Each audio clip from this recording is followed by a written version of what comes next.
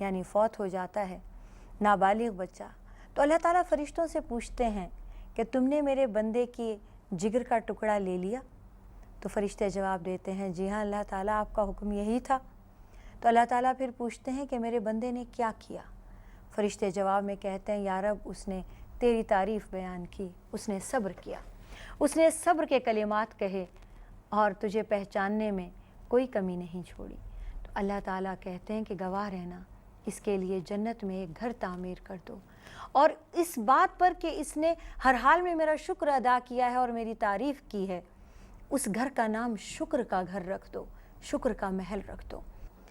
हज़रत उम्मे हबीबा से रिवायत है, फरमाती हैं कि मैं हज़रत आयशा के पास बैठी थी कि रसूल अकरम सल्लल्लाहु अलैहि वसल्लम तशरीफ़ लाए और फरमाने लगे कि किसी मुसलमान मियाँ बीवी के अगर 3 नाबालिग बच्चे मर जाएं तो वो तीनों जन्नत के दरवाज़े पर रुक कर खड़े हो जाएंगे और क़यामत के रोज़ अल्लाह ताला से कहेंगे कि हमें जन्नत में दाखिले के लिए अपने माँ बाप का साथ चाहिए। अल्लाह ताला उन्हें हुक्म फरमाएंगे कि तुम जन्नत में दाखिल हो जाओ, और वो कहेंगे कि नहीं, हम माँ बाप को ले कर जाएंगे। अगर उनके माँ बाप गुनहगार ही क्यों ना हों, वो बच्चे वहाँ पे रुक के अड़ जाएंगे और अपने माँ बाप को ले जाने की ज़िद करते रहेंगे, यहाँ तक कि अल्लाह ताला फरमाएंगे कि तुम अपने माँ बाप समेत जन्नत में दाखिल हो जाओ, और बच्चे माँ बाप को लेकर जन्नत में चले जाएंगे। इसी तरह से औलाद हमारे लिए सदक़ा जारिया हमारे मरने के बाद होगी। जैसे कि औलाद नाउज़ुबिल्लाह चली जाए तो हमारे लिए वो जन्नत में जाने का बायस होगी, इस तरह से अगर माँ बाप पहले चले जाएं तो यही औलाद उनको फिर भी जन्नत में ले जाने का बायस हो सकती है, अगर उनकी तरबियत अच्छी की गई है और वो दुआ इस्तिग़फ़ार करते रहते हैं। आप सल्लल्लाहु अलैहि वसल्लम फरमाते हैं कि इंसान का अमल दुनिया में उसके मरते ही ख़त्म हो जाता है, सिवाय 3 हालतों के। पहली तो ये है कि अगर वो कोई इल्म सिखा के छोड़ गया है, कोई इल्म और कोई नेकी की बात सिखा गया है और लोग उसके मरने के बाद भी उस नेकी को या उस इल्म को फैलाते और करते हैं, उस पर अमल करते हैं, तो ये उसके लिए सदक़ा जारिया है, ये अमल उसे मिलता रहेगा। या कोई सदक़ा जारिया कर गया है तो वो उसको मरने के बाद मिलता रहेगा। और तीसरी और हतमी सूरत उसकी नेक औलाद है, जो उसके मरने के बाद उसके लिए दुआ करती रहती है, यहाँ तक कि अल्लाह ताला उनकी दुआ के बदले में, इस सदक़े में अल्लाह ताला उनके रुतबे बुलंद करते हैं और उन्हें माफ़ कर देते हैं। हज़रत अबू हुरैरा से रिवायत है कि अल्लाह ताला जब किसी मैयत के दर्जात बुलंद करते हैं तो वो मैयत हैरान होकर सवाल करती है कि या रब, मेरे अमल तो ख़त्म हो गए, अब किस सिलसिले में मेरे रुतबे बुलंद हो रहे हैं, अब कैसे मेरे दर्जात बढ़ गए हैं?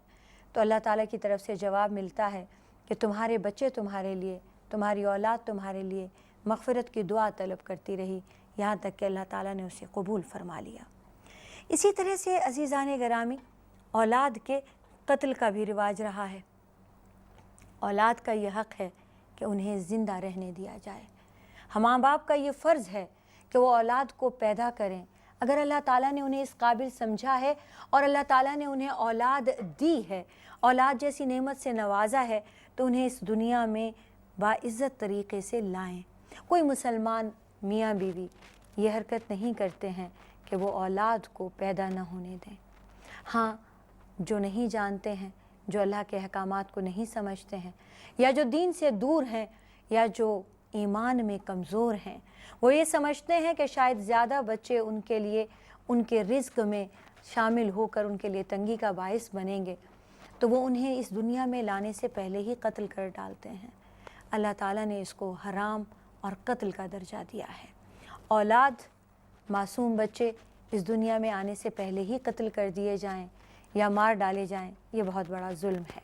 कुरान मजीद इस बात के लिए ये कहता है, सूरह इनाम की आयत 151 है, ए रसूल सल्लल्लाहु अलैहि वसल्लम, इनसे कहिए, आओ मैं तुम्हें बताऊं कि तुम्हारे रब ने तुम पर क्या क्या कुछ हराम कर दिया है। पहली बात तो ये है कि उसके साथ किसी को शरीक ना करो, और दूसरी ये कि वालिदैन के साथ हुस्न सुलूक करो, और तीसरी ये कि औलाद को मुफलिसी के खौफ से कत्ल ना करो। नबी अकरम सल्लल्लाहु अलैहि वसल्लम जब औरतों से बैत लिया करते थे तो ये वादा लिया करते थे कि वादा करो कि तुम अपनी औलाद को कत्ल नहीं करोगी। इस्लाम से पहले कत्ल औलाद का आम रिवाज था। एक तो यही तरीक़ा जो मैंने आपको अर्ज़ किया, ये तब भी था, ये अब भी है। और इसके अलावा एक दूसरा तरीक़ा हुआ करता था کہ دیوتاؤں، دیویوں اور نام نہاد خداؤں کے نام پر اولاد کو بھینٹ چڑھا دینا، ان کی قربانی دے دینا۔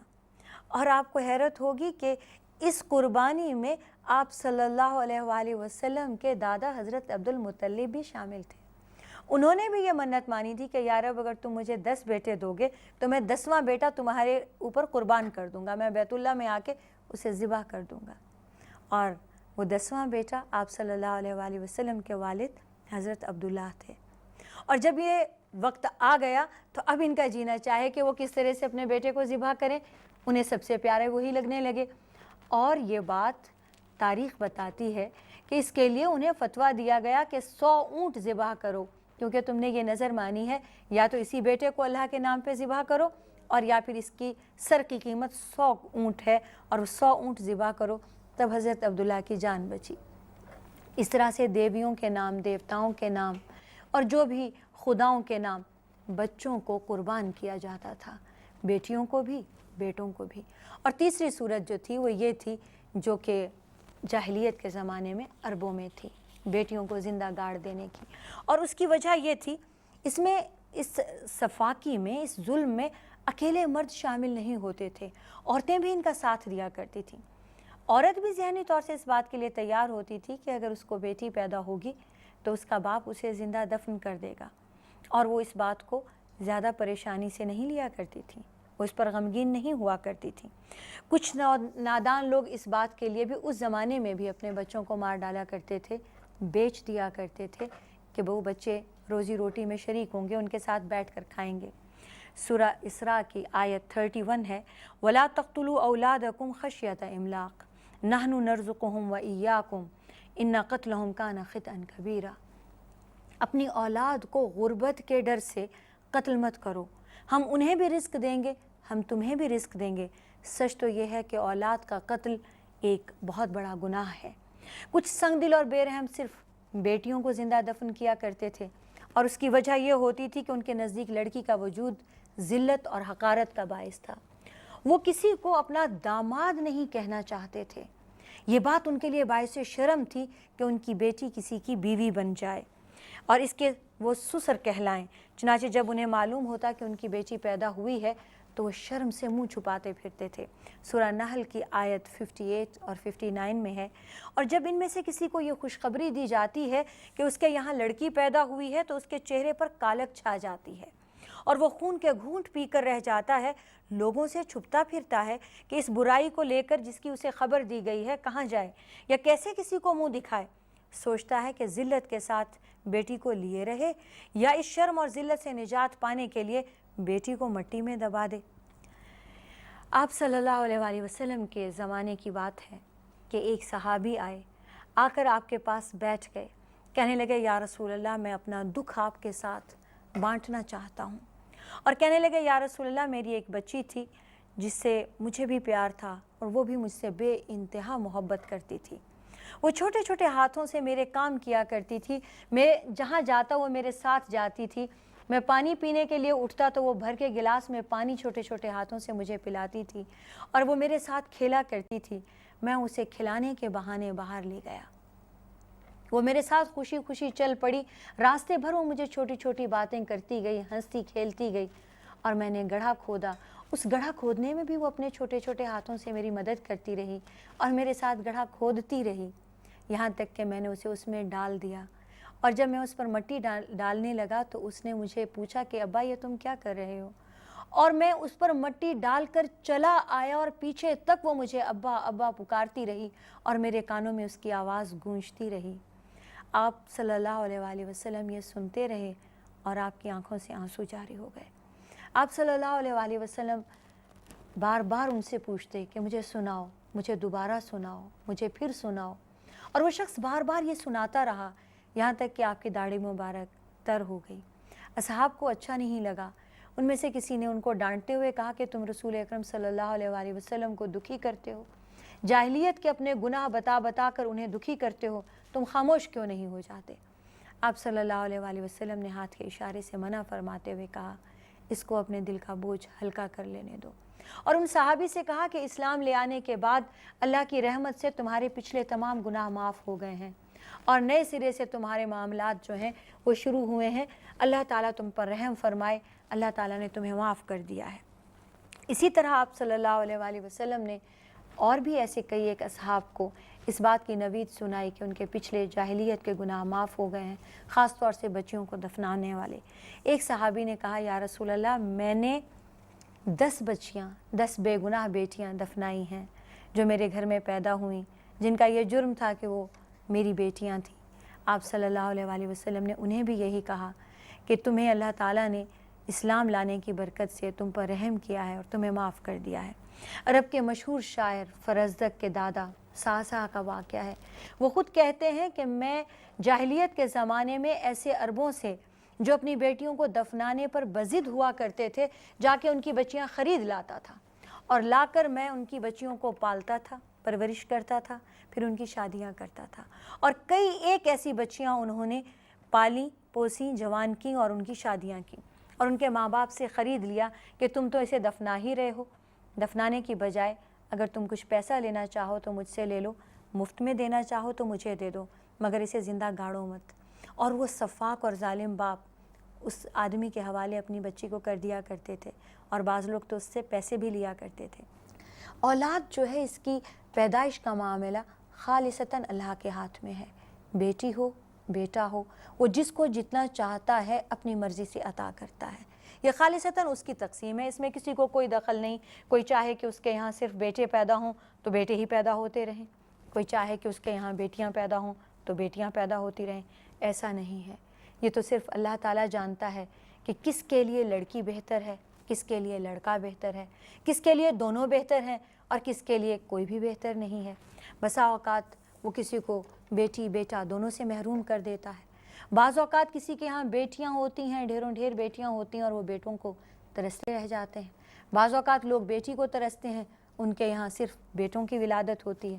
سورہ شورہ کی آیت 49 اور 50 میں ہے، وہ جو چاہتا ہے پیدا کرتا ہے، جسے چاہتا ہے لڑکیاں دیتا ہے، جسے چاہتا ہے لڑکے دیتا ہے، جسے چاہتا ہے لڑکے اور لڑکیاں ملا جلا کر دیتا ہے، اور جسے چاہتا ہے بانجھ بنا کر اولاد سے محروم کر دیتا ہے۔ بلا شبہ وہ ہر چیز سے واقف ہے اور ہر بات پر قادر ہے۔ اسلام نے جو روشنی ہمیں دی ہے اور نبی اکرم صلی اللہ علیہ وآلہ وسلم کا جو عمل ہمارے سامنے ہے، اس کے ہوتے لڑکی اور لڑکے میں کوئی تفریق نہیں کی جا سکتی۔ اللہ تعالیٰ نے دونوں کو اولاد کہا ہے۔ دونوں ہمارے لیے باعث رحمت، باعث برکت، باعث فخر ہیں۔ دونوں ہمارے لیے انعام ہیں، دونوں ہمارے لیے صدقہ جاریہ ہیں، دونوں ہماری بخشش کا ذریعہ ہیں۔ ہمارے لیے لڑکی اور لڑکے دونوں کے لیے ایک سے جذبات ہونے چاہیے۔ ماں کو پیدا کرتے وقت، لڑکی اور لڑکے کو پیدا کرتے وقت یکساں تکلیف ہوتی ہے، اس کو پرورش کرتے وقت یکساں تکلیف اٹھانی پڑتی ہے، یکساں محنت کرنی پڑتی ہے۔ ماں کی اولاد کا پیدا کرنا ماں کے لیے یکساں ہے، بیٹی پیدا ہو یا بیٹا پیدا ہو۔ ان کو دیکھنا، پالنا، پوسنا، ان کا خیال کرنا، ان سے محبت کرنا، کسی چیز میں بھی تو فرق نہیں۔ اس میں تو اللہ تعالیٰ نے جنس اور سیکس کی کوئی اہمیت نہیں رکھی۔ ماں کی ممتا دونوں کے لیے ایک سی ہوتی ہے، تو پھر یہ تکلف کس لیے؟ میں نے دیکھا ہے بعض علاقوں میں لڑکے کی مبارکباد دی جاتی ہے اور لڑکی کے لیے مبارکباد کے الفاظ گویا کہ ایسے ہوتے ہیں جیسے کہ تسلی کرا رہے ہوں، صبر دلا رہے ہوں، صبر کی تلقین کر رہے ہوں۔ حقیقت یہ ہے اولاد کے معاملے میں انسان قطعی طور پر بے بس ہے، قطعی طور پر وہ مجبور ہے۔ وہ اپنی مرضی سے چاہے تو نہ لڑکیاں پیدا کر سکتا ہے، اپنی مرضی سے چاہے تو نہ لڑکے پیدا کر سکتا ہے، اپنی مرضی سے چاہے تو کچھ بھی پیدا نہیں کر سکتا۔ یہ کوئی ضروری نہیں ہے کہ انسان چاہے کہ اس کے بچے پیدا ہوں اور بچے پیدا ہوں بھی۔ یہ ضروری نہیں کہ وہ چاہے کہ نہ پیدا ہوں اور نہ پیدا ہوں۔ جس روح کو اس دنیا میں اللہ تعالیٰ کو لانا ہے وہ لا کر رہتا ہے۔ یہ اللہ تعالیٰ کی شان ہے، یہ اس کی قدرت ہے، اس لیے یہ خالصتاً اس کا انعام ہے، اور ہمیں اس انعام کی قدر و قیمت جاننا ہے، اس کی اہمیت جاننا ہے، اس کی تخلیق کے مقصد کو سامنے رکھتے ہوئے ان کی تربیت کرنا ہے، ان کی پرورش کرنا ہے، ان سے لاڈ پیار محبت کرنا ہے، اور سب کو ایک دائرے میں رکھنا ہے۔ یہ بھی معلوم کرنا ناممکن ہے کہ ہمارے حق میں کیا بہتر ہے، اس لیے خالصتاً ہمیں اللہ تعالیٰ پر توکل اور بھروسہ کرنا ہوگا۔